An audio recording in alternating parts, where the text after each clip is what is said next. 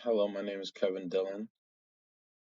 I'm a Brooklyn born descendant of Jamaican immigrants, and I am going to talk to you about a brief history of Jamaican food culture and share some information concerning the original inhabitants of the island and how the intersection of different cultures created a rich and powerful food culture on the island of Jamaica. But first, let's talk about the original people of the island, the indigenous peoples, known as the Arawak Indians, also known as the Taino, who are the same people that are indigenous to Dominican Republic and Puerto Rico, and Lacono, who are indigenous to South America.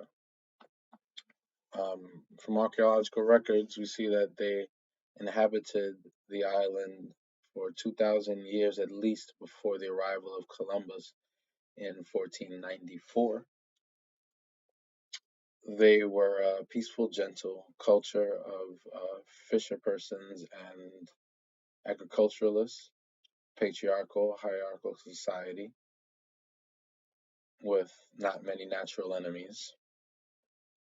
They were growers of cotton, which they used to fish, which was one of the main staples of their diet, in combination with natural plants that grow, indigenous plants from the island, such as Scotch bonnet peppers, sweet potatoes, and cassava roots.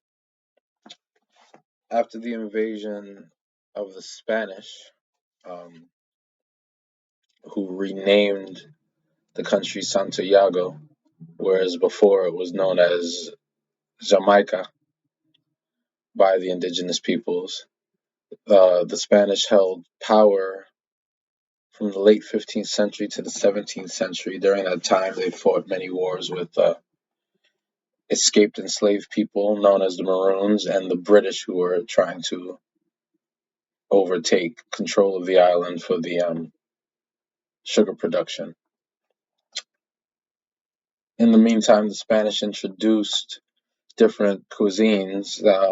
One, namely escabeche fish, one of my favorites, they brought from Spain. And then the Africans that were enslaved and brought to the island brought with them jerk sauce, callaloo, which is a green, sort of like spinach, and the famous ackee fruit, which is part of the national dish of Jamaica.